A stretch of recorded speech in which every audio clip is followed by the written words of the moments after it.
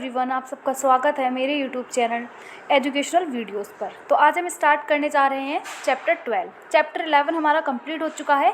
अब हम पढ़ेंगे चैप्टर 12, जिसका नाम है दक्कनी लघु चित्रकला, जिसका समय काल है 1700 ईसा से लेके 1900 ईसा तक।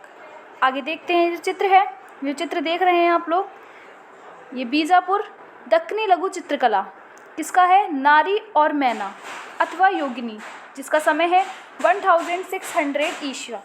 संग्रह कहाँ है? चेस्टर बेट्टी लाइब्रेरी, डबलिन। आगे पढ़ते हैं। यहाँ पे स्टार्टिंग है चैप्टर की। कृष्णा नदी के प्रभाव ने दक्षिणी के भौगोलिक इतिहास में दो परस्पर विरोधी संस्कृतियों को सीमांकित कर दिया है।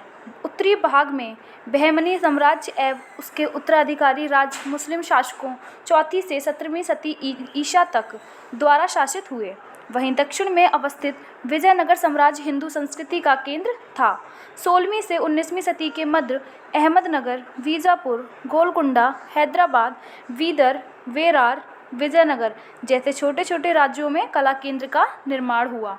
दक्कनी कला दक्कन की पूर्ववर्ती स्थानीय कला परंपराओं के तत्वों और ईरान, पार्शिया और टर्की के इस्लामी मुहावरे का सम्मिश्रण है। विजयनगर के राजाओं के समकालीन बहमनी सुल्तान मूर्ति विरोधी होने के कारण केवल फूल पत्तियों की नक्काशी को ही महत्व दिए, जो ईरानी ढंग की थीं। बहमनी साम्राज्य के पतन के बाद दक्षिणी में जो 5 सल्तनतें बनी, उनमें चित्रकला की दृष्टि से अहमदनगर, बीजापुर एवं गोलकुंड का विशेष महत्व है। 17वीं सदी में हैदराबाद में भी बहुत अधिक चित्रांकन होने लगा और 18वीं सदी में पूना, कडप्पा, कुरनूल इस शैली का 1730 से 50 ईसा के मध्य निर्मित एक चित्र पक्षियों के पैगंबर को फल अर्पित करते हुए फरिश्ते वर्तमान में राष्ट्रीय संग्रहालय नई दिल्ली में सुरक्षित है, तथा शोरापुर, गुलबर्गा में भी चित्रकारों का राजाश्रय मिला। फिर हम पढ़ेंगे अपने पतन के समय बहमनी साम्राज्य केवल बीदर में ही केंद्रित था। उसके चारों ओर बरार, अहमदनगर, बीजापुर, गोलकुंडा आदि स्वतंत्र राज्य स्थापित हो गए। ये सभी राज्य परस्पर लड़ते रहते थे। 1565 ईसा में इन्होंने परंपरा संधि करके सम्मिलित रूप से विजयनगर के हिंदू राजा पर आक्रमण कर दिया और उसे तालीकोटा के युद्ध में बुरी तरह पराजित कर दिया। यही नहीं बल्कि आक्रमणकारियों ने राजधानी को भी नष्ट कर दिया, जिसके ध्वंसावशेष तुंगभद्रा के दक्षिणी तट पर आज भी मौजूद हैं। इस युद्ध के पश्चात 5 मुस्लिमों राज्य फिर आपस में लड़ने लगे। मुगल शासन का विस्तार क्रमशः उत्तर से दक्षिण की ओर हो रहा था। अकबर ने 1560 से 61 में मालवा तथा 1572 से 73 में गुजरात को जीत लिया था। 16वीं सदी के अंतिम दशक में उसने दक्कनी अभियान आरंभ किया। बीच के इन 30 वर्षों में यहाँ जो शांति रही, उसी के कारण ललित कलाओं को फूलने फलने का अवसर मिला। पहला हम पढ़ेंगे अहमदनगर के बारे में। विजयनगर को हराने में अहमदनगर के हुसैन निजाम शाह प्रथम 1553 से 65 का प्रमुख हाथ था। 1965 में उसकी मृत्यु हो जाने पर उसका अल्पवयस्क पुत्र मुर्तजा निजाम शाह प्रथम गद्दी पर बैठा। इस बीच राजकाज का देखभाल निजाम शाह की गोलकुंडा वाली बेगम करती रही। मुर्तजा निजाम शाह प्रथम अपने राज्यकाल में 1565 से 69 के मध्य अपने पिता हुसैन निजाम शाह की प्रशंसा में तारीफ हुसैन शाही नामक काव्य का सर्जन एवं चित्रण कार्य करवाया। इन चित्रों में सुनहरी आकाश, लकीर से निर्मित ऊंचा क्षितिज, पुष्पित झाड़ियां व वृक्ष सभी फारस के प्रभाव से अंकित किए गए हैं। रंग योजनाएं विविध एवं ओजपूर्ण हैं। 1591 से 95 के मध्य अहमदनगर में रागमाला के चित्र बने।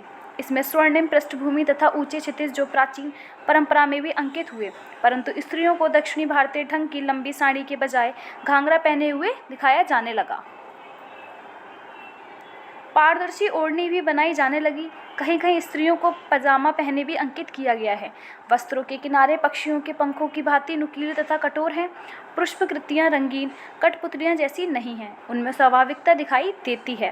प्राकृतिक का भी स्वाभाविक चित्रण होने लगा। ऐसा प्रतीत होता है कि मुगल कला के प्रभाव से इस शैली में यह परिवर्तन आरंभ हुआ। अहमदनगर के प्रसिद्ध चित्रों में 1591 में बना हिंडोल राग वर्तमान में राष्ट्रीय संग्रहालय नई दिल्ली में सुरक्षित है। यह चित्र मुर्तजा के छोटे भाई बुरहान तित्त के आदेश पर बने हैं, क्योंकि इसी बीच वह अकबर की सहायता से 1591 में अहमदनगर का शासक बन बैठा था। बुरहान ने केवल 4 वर्ष राज्य किया, किंतु उसके दरबार में अनेक विद्वान एकत्रित हो गए। ये रहा चित्र 115 अहमदनगर मलिक अंबर, जिसका समय यह है। संग्रह कहाँ है? राष्ट्रीय संग्रहालय नई दिल्ली। इतिहासकार फरिश्ता तथा कवि जहूरी भी बीजापुर जाने के पूर्व उसी के दरबार में थे। जहूरी ने साकीनामा नामक काव्य बुरहान को भेंट किया था। बुरहान का व्यक्ति चित्र दक्कनी शैली की प्रथम छवि माना जाता है। 1601 में अहमदनगर पर अकबर का अधिकार हो गया और उसे बरार तथा खानदेश में मिला दिया गया। फिर भी थोड़े से भाग पर मंत्री एवं पेशवा मलिक अंबर की सहायता से बुरहान तित्त तथा मुर्तजा तित्त का अधिकार बना रहा। उसने खिरकी में नई राजधानी तथा दौलताबाद के किले का निर्माण करवाया। इसमें उसने मराठों की सहायता ली। 1626 में मलिक अंबर का देहांत हो गया। 1633 तक यहाँ भी मुगलों का अधिकार हो गया। मुर्तजा तित्त 1602 से 30 के समय के कुछ चित्र पुरानी शैली के अनुकरण पर ही बने उपलब्ध हैं। इस समय का चित्र मलिक अंबर 1610 से 15 चित्र कौन सा? 115 वर्तमान में कहाँ? राष्ट्रीय संग्रहालय नई दिल्ली में सुरक्षित है। अहमदनगर की यह कला बीजापुर तथा गोलकुंडा की कला शैलियाँ का आधार बनी। दूसरा क्या है? दूसरा हम पढ़ेंगे बीजापुर। क्या है बीजापुर? बीजापुर के पहले आदिल शाही सुल्तान यूसुफ आदिल शाही 1490 से 1510 कला में खास रुचि रखते हैं। उनके पुत्र और उत्तराधिकारी इस्माइल आदिल शाह 1510 से 1534 स्वयं चित्रकार थे। भारतीय इतिहास में अपना अमिट छाप छोड़ने वाले अली आदिल शाह 1558 से 80 की पत्नी चांद सुल्ताना कई भाषाओं की विदुषी एवं कुशल चित्रकृति थी। अली स्वयं भी चित्रकारी में दखल रखते थे, क्योंकि चेस्टर बेट्टी संग्रह में नुजूम उल उलूम खगोल विद्या की चित्रित पुस्तक इन्हीं के राजकाल में 1570 में लिखी गई थी। इस पुस्तक में 876 चित्र हैं, जिनमें टर्की का प्रभाव स्पष्ट है। बीजापुर के टर्की देश में से अच्छे संबंध थे। नुजूम उल उलूम के अतिरिक्त उसके राज्य में शाही होत्र, तंत्र विद्या एवं शस्त्र विद्या संबंधी ग्रंथ भी लिखे गए और चित्रित हुए। रूढ़िगत चीनी बादल, लचकदार पेड़ पौधे, लपटदार प्रभामंडल, पंखदार परियों तथा जिन और ईरानी वेशभूषा से अनुमानित होता है कि इन चित्रकारों को ईरानी चित्र शैली का अच्छा ज्ञान था। साथ ही दक्षिणी भारतीय ढंग की साड़ी और चोली, नुकीली नाक, छोटा मुंह, परवल की फांक की तरह कटावदार एवं कान तथा खींची गई आँख। अपभ्रंश शैली वाली चिंबुक, लंबी रचीली उंगलियां, अप्राकृतिक रूप से चौड़ा वक्ष स्थल, कहीं कहीं अपभ्रंश शैली के प्रभाव से खूब उभरे हुए स्तन तथा हाथों की दुर्लभ दिखाई भी मिलती है। पृष्ठभूमि की गली चेनुमा सजावट तथा चित्र संयोजन पर ईरानी प्रभाव है। ये रहा चित्र 116 बीजापुर अब्दुल शाह कुतुब शाह, जो कहाँ है? राष्ट्रीय संग्रहालय नई दिल्ली। आगे देखते हैं। फिर हम पढ़ेंगे अली आदिल शाह प्रथम के भतीजे इब्राहिम आदिल शाह तित्त 1580 से 1617 बीजापुर शैली के सर्वश्रेष्ठ पृष्ठपोषक थे। वे संत विचारधारा के अवलावली स्त्रियों के रक्षक, लेखक व चित्रकार थे। वे किताब ए नौरस दक्कनी हिंदी गीत काव्य के लेखक थे। उन्होंने जगत गुरु की उपाधि से संबोधित किया जाता है। इस समय यहाँ ईरानी प्रभाव बहुत अधिक रहा। 16वीं सदी में उत्तरी भारत में मुगल शैली का आरंभ हो जाने से उसकी छाया भी दक्कनी कलम पर पड़ने लगी। फिर भी बीजापुर की कला का निजस्व बना रहा। इसी समय यहाँ रागमाला 1590 से 95 का चित्रण हुआ, जिसका एक चित्र राग हिंडोल की रागनी पट्टहंसिका अब राष्ट्र संग्रहालय नई दिल्ली में है। पृष्ठभूमि का अंकन राजस्थानी ढंग का है और कृष्ण का मुकुट तथा चाकदार जामा आदि अकबर शैली के हैं। इस समय की मूर्खाकृतियों में उतना परिवर्तन नहीं हुआ जितना वेशभूषा में हुआ। कलाकारों ने साड़ी का पटका कुछ नवीन ढंग से चित्रित करने का प्रयत्न किया। इस समय का इब्राहिम तित्त का एक व्यक्ति चित्र बीकानेर संग्रह में है। एक हाथी का चित्र NC मेहता ने प्रकाशित किया है जो संवेद यही का है और भारत इतिहास संशोधन मंडल पूना में है। संबत यह उसी चंचल नामक हाथी का चित्र है जो इब्राहिम द्वारा अकबर को भेंट कर दिया गया था। वह जहांगीर के दरबार में 1612, 14 तथा 18 में स्वयं भी उपस्थित हुआ था और अनेक चित्र वहां से बीजापुर लाया था। इब्राहिम का एक व्यक्ति चित्र ब्रिटिश संग्रहालय में भी है जिसमें सुवर्ण, बैगनी तथा गुलाबी रंगों द्वारा आकृति का चित्रण किया गया है। चेस्टर वेटिटी संग्रहालय डलविल में सुरक्षित नारी और मैना अथवा योगिनी 1600 इस समय का सबसे सुंदर चित्र माना जाता है। इसकी पृष्ठभूमि में सुनहरी रंग भरा गया है जो समकालीन दक्षिणी चित्रों की विशेषता है। नारी का सांवला रंग, योगिनी जैसे केश, लाल रंग का चमकदार जामा, बैगनी जामा, सुनहरा दुपट्टा और कीमती आभूषण, इन सब के कारण यह आकृति बहुत सुंदर बन पड़ती है। संभवत किसी दक्षिणी भारतीय युवती को आधार बनाकर ईरानी राजकुमारी को आदर्श के अनुकूल इस चित्र की रचना की गई है, जिन्हें समकालीन फारसी कला के उघानों की सैर करते हुए अंकित किया जाता था। कुछ आलोचकों के मतानुसार ये वास्तव में शेवा की रानी है जो प्रेमिका के रूप में एक पक्षी के माध्यम से सुलेमान से पात्रों का आदान प्रदान करती थी। इब्राहिम के उत्तराधिकारी मोहम्मद आदिल शाह 1627 से 1507 के समय बीजापुर में गोल गुंबद और आसार महल बने। चित्रकला की यथेष्ट उन्नति हुई, कविता और संगीत का भी उत्कर्ष हुआ। इस समय की कला में मुगल प्रभाव बढ़ जाता है। सम्राट ने आसार महल सजाने के लिए इटालियन चित्रकार भी बुलाए थे। इसने यहाँ की कला पर इटली का प्रभाव भी पड़ा।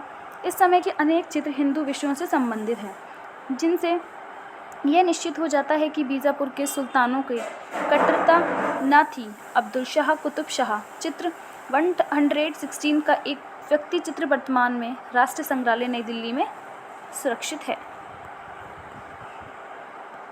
फिर हम पढ़ेंगे तीसरा, क्या है गोलकुंडा। इब्राहिम कुतुब शाह 1550 से 80 नामक तुर्क शासक गोलकुंडा का संस्थापक था। उसके राज्य में समुद्री व्यापार भी उन्नत था। उसका पुत्र मोहम्मद कुली कुतुब शाह 1580 से 1611 साम्राज्य की निरंतर समृद्धि में लगा रहा। इब्राहिम के समय में ही विजयनगर के अनेक कलाकार, जुलाहे, चर्म कलाकार एवं स्वर्णकार गोलकुंडा राज्य में काम कर रहे थे। इस प्रकार यहाँ की कला शैली पर आरंभ से ही विजयनगर का प्रभाव था। विजयनगर की पराजय में भी सर्वाधिक माल गोलकुंडा के हाथ लगा। गोलकुंडा का प्राचीन एवं प्रसिद्ध बंदरगाह मछलीपट्टनम था। मछलीपट्टनम पेटेंट हैंगिंग्स के लिए आज भी प्रसिद्ध है। मोहम्मद कुली के समय यहाँ कलाओं का उत्कर्ष युग था।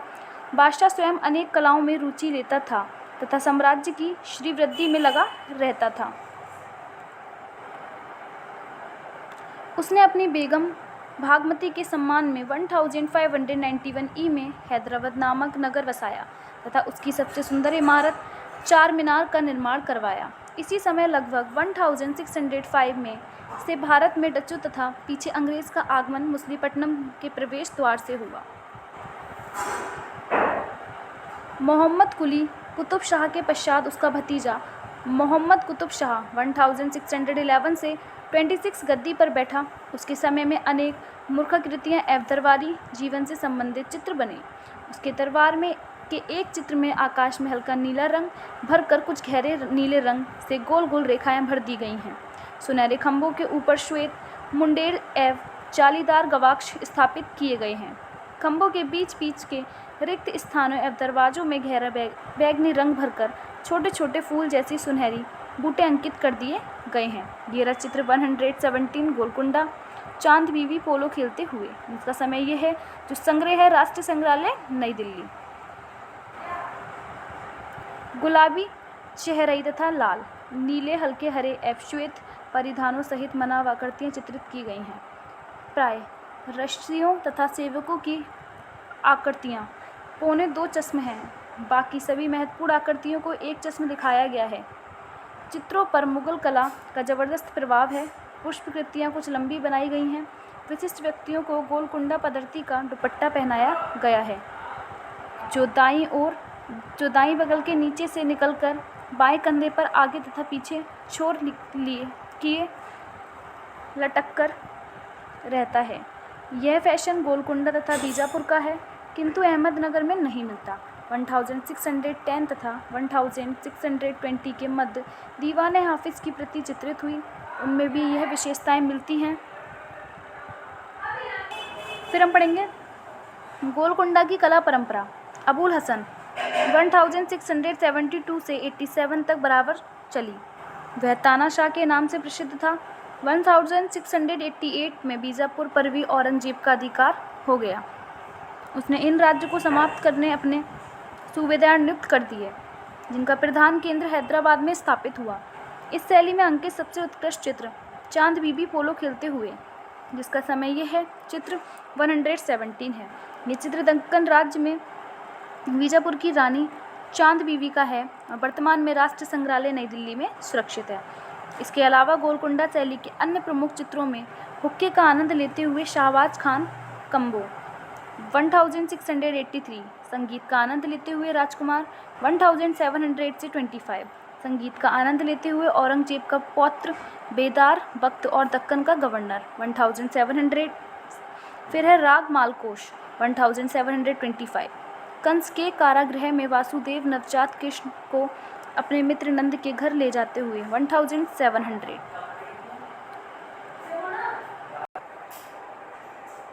आदि हैं। ये सभी चित्र भी राष्ट्रीय संग्रहालय नई दिल्ली को संग्रह में ही हैं। फिर हम पढ़ते हैं फोर्थ है हैदराबाद। 18वीं सदी की दक्कनी की चित्रकला 18वीं सदी की दक्कनी की चित्रकला कृतियाँ पर्वतीय मुगल तथा राजस्थानी शैलियों से बहुत मिलती हैं। अंत ब्रह्मवश उन्हें दक्कनी में निर्मित नहीं समझा जाता। यही कारण है कि इनका अभी तक समुचित अध्ययन नहीं हो पाया है। पर्वतीय मुगल कलाकृतियों का स्तर भी निम्न कोटि का समझा जाता है।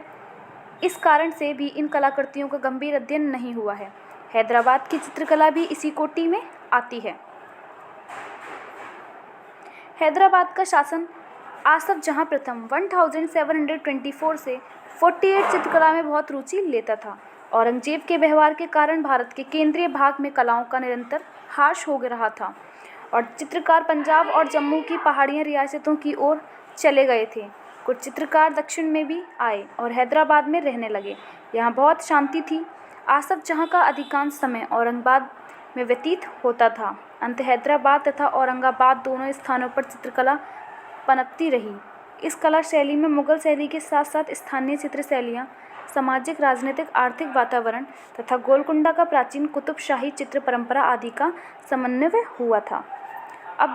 अब्दुल्ला कुतुब शाह 1620 से 72 तथा अब्दुल हसन तानाशाह, जिनका समय क्या है 1672 से 87 की मृत्यु के बहुत समय पश्चात तक गोलकुंडा चित्र शैली का प्रभाव हैदराबाद आदि 17वीं सदी में यहाँ की कला पर मुगल प्रभाव पड़ चुका था। अंत 18वीं सदी में जब मुगल कलाकार पुनः दक्कन में आए तो यहाँ की कला में कोई उल्लेखनीय परिवर्तन न कर सके। इन्होंने परिस्थितियों को कला में विकास के अनुकूल बनाने में आवश्यक सहायता की। हैदराबाद की कला में जो मौलिकता एवं विशेषताएं हैं, उनमें विषय वस्तु, वस्त्र आभूषण, रंग योजना, आकृति विधान, पुष्प एवं पशु तथा प्रकृति पृष्ठभूमि सभी का कुछ न कुछ निजी स्वरूप है।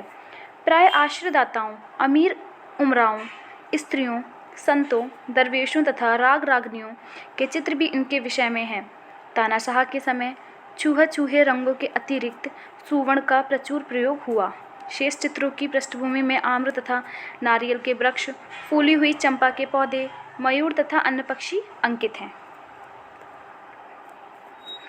मयूराव आकाश में सुनहरी रेखाएं तथा रंग बिरंगे पक्षी भी उड़ते हुए चित्रित हैं, जिनमें चित्रों को सौंदर्य बहुत बढ़ गया है।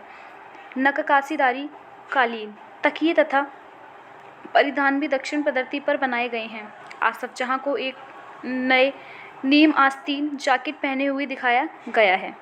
आश्रयदाताओं के चित्रों की तुलना में संतों आदि के चित्र शैली दृष्टि से बहुत निम्न कोटि के हैं। ये बहुत जल्दी में बनाए गए प्रतीत होते हैं। इस युग की सर्वश्रेष्ठ कृति रागमाला के चित्र हैं, जिनकी लयमकता, सावधानी से किया गया रेखांकन, वृक्षों एवं मेघों की विविधता, स्मरण वर्ण विधान एवं सुनियोजित संयोजन दर्शनीय है। ये रहा चित्र 118 हैदराबाद नर्तकियाँ, जिसका समय ये है। कागज़ पर टेम्परा, संग्रह है राष्ट्रीय संग्रहालय नई दिल्ली। आसफ जहाँ के पश्चात 1848 में उसका पुत्र नासिर जंग 2 वर्ष के लिए गद्दी पर बैठा। वह स्वयं भी चित्रकार था। उसके उपरांत मुजफ्फर जंग तथा सलावत जंग सिंहासनसीन हुए। 1762 में मीर निज़ाम अली खां आसफ जहाँ तृतीय गद्दी पर बैठा। उसके राज्यकाल में चित्रकला की बहुत उन्नति हुई। 1793 में उसने अपनी प्रशंसा में तुजू के आसफ़ी नामक ग्रंथ लिखवाया और चित्रित करवाया। निज़ाम अली स्वयं भी अच्छा चित्रकार था। उसका दरबारी चित्रकार राय बैकटचलम था। उसने 12,000 रुपये वार्षिक आय की जागीर दे रखी थी। इस युग में दरबारी दृश्य एवं रानीवास की स्त्रियों में कार्यकलाप आदि के चित्र भी अधिक बने। रागमाला, चकई क्रीड़ा अथवा दूती द्वारा नववधू का मार्गदर्शन आदि का भी चित्रण बहुत लोकप्रिय रहा। आखिर के दृश्य हैदराबादी कला के दुर्लभ हैं। नीले आकाश में भांति भांति के मेघ चित्रित हैं और भूमि को किसी गहरे सपाट रंग से अथवा पुष्पित क्यारियों के रूप में चित्रित किया गया है। आकृति रचना एवं रंग संयोजन में पर्याप्त सावधानी से काम हुआ है। जनजीवन के दृश्य में तेलंगाना क्षेत्र का प्रभाव है। 18वीं सदी के अंत तथा 19वीं सदी के पूर्वार्ध में कपड़े पर बड़े आकार के चित्र भी निर्मित हुए हैं। इनमें प्राय उसी शैली में जुलूसों आदि का अंकन हुआ है। आसफ जहाँ चतुर्थ 1829 से 57 तथा पंचम 1857 से 61 के समय में यह कला का लगभग पतन हो गया।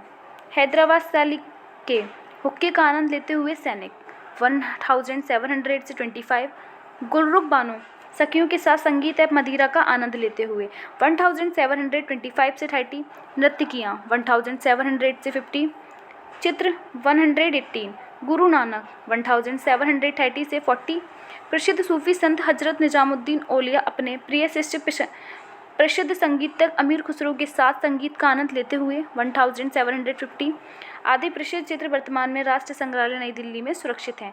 हैदराबाद शैली का एक अन्य सुविख्यात चित्र चांद बीबी बाजगिरी करते हुए 18वीं सदी के उत्तरार्ध का है। वर्तमान में छत्रपति शिवाजी महाराज वस्तु संग्रहालय मुंबई में संरक्षित है। तो ये आपका चैप्टर 12 आज कंप्लीट होता है पूरा। अगर आपको मेरी वीडियो अच्छी लगे तो प्लीज़ चैनल को सब्सक्राइब ज़रूर करें, नोटिफिकेशन बेल आइकन को प्रेस करें और प्लीज़ लाइक करें। Thank you for watching my video.